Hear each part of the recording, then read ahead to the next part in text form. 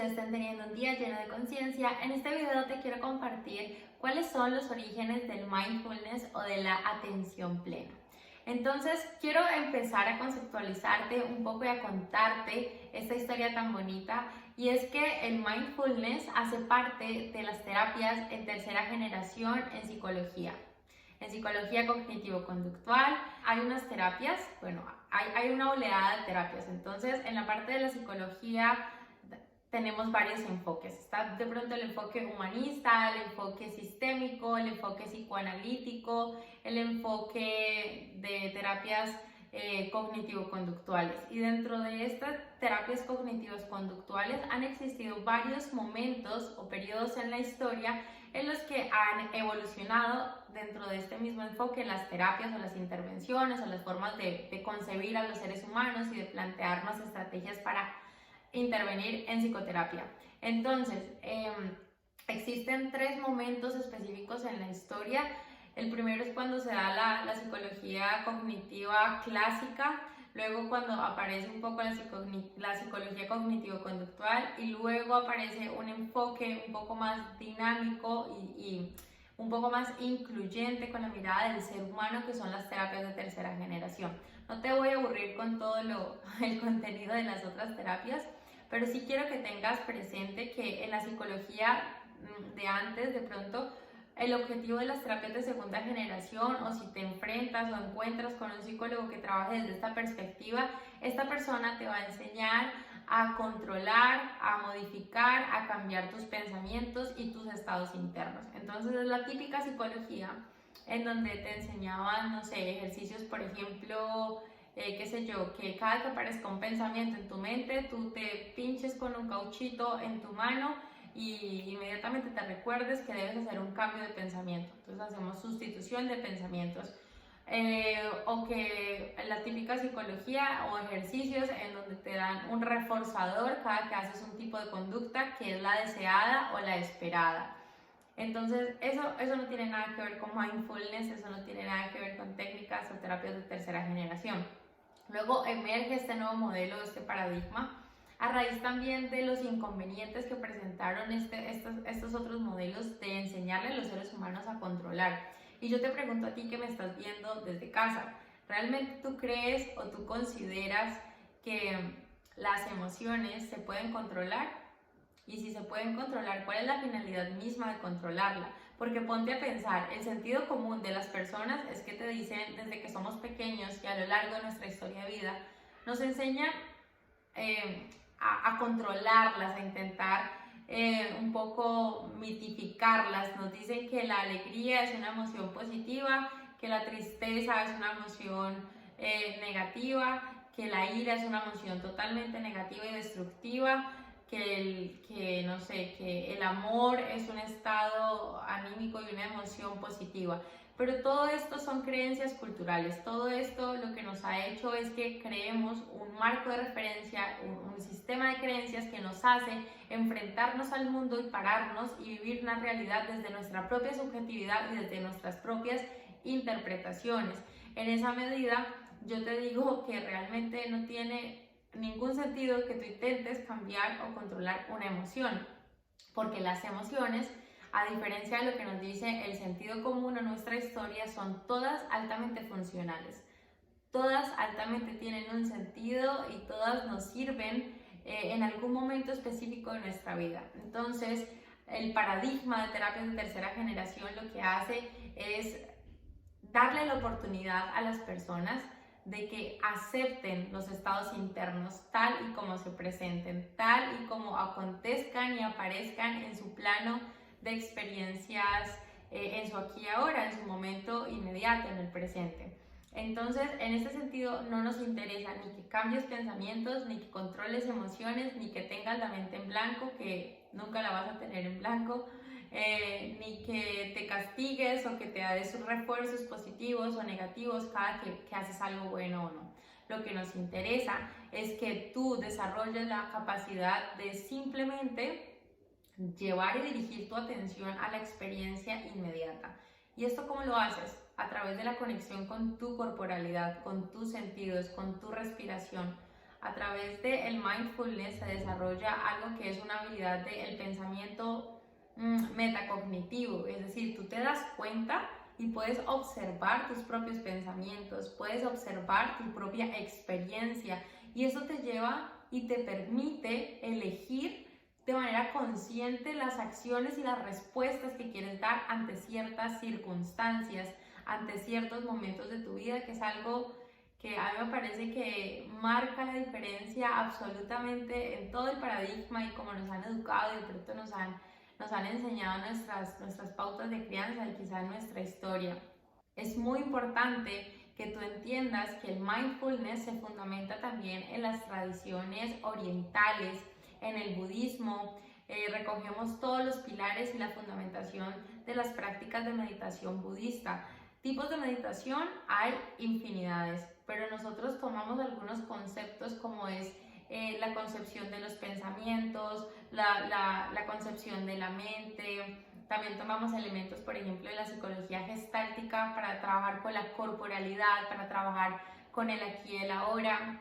Incorporamos incluso desde la misma epistemología y de la formación de las personas que practican yoga, elementos de la integración de nuestra mente con nuestro cuerpo. Entonces, a raíz de estas corrientes filosóficas que han existido desde hace millones de años, se incorporaron y se extrapolaron a la psicología y fueron validadas científicamente. La primera persona que realizó una validación de un protocolo o modelo de intervención en psicología basado en mindfulness es Jon Kabat-Zinn, y él desarrolló una investigación para pacientes con dolor crónico y dentro de esta investigación empleó un programa de reducción del dolor crónico y luego este programa lo validó a través de la ciencia y lo que él encontró fue que realmente las personas que se exponían a este programa, que lo realizaban, que eran constantes y que tenían la oportunidad de experimentar el mindfulness en este proceso de tratamiento bajo el dolor crónico, reducían sus niveles de malestar y tenían una mayor experiencia subjetiva de bienestar, es decir, se reduce el malestar e incremento la percepción que tengo de bienestar de mí misma, así esté padeciendo dolor crónico. De esta forma, entonces, se formaliza el uso de estas terapias, se empiezan a incrementar el número de investigaciones sobre el mindfulness, sobre la eficacia que tiene en los contextos hospitalarios, en los contextos clínicos. Se crea, de hecho, una terapia basada en mindfulness netamente. Y lo que tienen en común las terapias de tercera generación es que, bueno, hay una que realmente solo se fundamenta en mindfulness y se puede trabajar y tiene evidencia científica y es buenísima, pero también hay otras terapias que la incorporan como módulos o como partes dentro de sus programas. Entonces, por ejemplo, la terapia de aceptación y compromiso, que me encanta, también la incorpora dentro de uno de sus módulos. Y bueno, todo el resto de terapias que existen desde esta perspectiva y desde este enfoque. En ese sentido, pues ya la ciencia nos ha mostrado que, por ejemplo, a nivel de epigenética, nosotros si practicamos meditación o mindfulness de manera regular por periodos de tiempo supremamente largos, o sea, aquí no se vale, no estamos hablando de simplemente hacer un programa de 8 semanas, sino que si estamos hablando de 6 meses y una práctica diaria de mínimo 25 minutos al día, y durante toda nuestra vida, entre mayor practiquemos, vamos a tener una predisposición genética para que se altere, se modifique el gen que le podemos heredar a nuestros hijos para tener esa predisposición a presentar estrés o a presentar ansiedad. Entonces, fíjense, porque esto es algo que cambia, ¿saben? Que si tú te das cuenta que puedes cambiar incluso tu misma parte epigenética, tú dices, pues bueno, o sea, ¿por qué no hacerlo? ¿Por qué no poder cambiar la predisposición que pueda tener mi hijo, mi hija de presentar crisis o cuadros de estrés o de ansiedad? Asimismo, como es una habilidad, requiere de práctica, requiere de una periodización. Entonces sé que comercialmente existen muchísimos programas y personas que de pronto imparten estos cursos, y lo importante de acá es que tú realices y que vivas, claro, la experiencia de participar de uno de estos programas pero que luego generes adherencia a la práctica, porque es el desarrollo de la habilidad de atender al momento presente, y como toda habilidad, para que se incorpore y se genere en tu vida y generes adherencia a ella y la vuelvas un hábito, necesita de práctica recurrente, de práctica programada, de una periodización, de una planificación de tiempo. Entonces yo te aconsejo que si estás empezando, inicies con periodos de tiempo cortos de práctica formal, porque recuerden que la práctica formal es la que nos va a permitir gozar de todos estos beneficios que les compartí en el video anterior. Entonces, inicia de manera progresiva con sesiones de meditación o atención a la respiración, incluso en tus pausas de descanso, en tus tiempos un poquito que tengas libres, de atención a la respiración por 1 minuto, por 3 minutos. Luego vas incorporando 5 minutos de me siento, hago mi práctica de atención a la respiración 5 minutos. Luego puedes ir incrementando el tiempo. Vamos a atender a 10 minutos. Entonces ahora a los 10 minutos voy a tener un poco de atención al interno, a mi respiración, pero también puedo empezar a experimentar, por ejemplo, los sonidos del ambiente y a simplemente permitir que mi atención se vaya libre explorando cada uno de ellos. Luego de esto puedo incrementarlo a 15 minutos, que ya vamos viendo que hay evidencia científica en donde nos dicen que en 15 minutos ya se empiezan a ver resultados a largo plazo para gozar de todos los beneficios que tiene la práctica del mindfulness. Y lo que yo te recomiendo es que realices prácticas ya cuando tengas un poco la confianza, la seguridad, la disposición y la entereza de dedicarte un poco más de tiempo para hacer estas meditaciones formales, que llegues a un estimado de 25 minutos. ¿Por qué 25 minutos? Porque se ha demostrado que si se practican 25 minutos diarios, vamos a poder tener la regulación de nuestras emociones y vamos a poder de verdad generar un cambio, un impacto positivo en nuestra vida, que como ya les he contado en el video anterior, se los compartí un poquito los beneficios.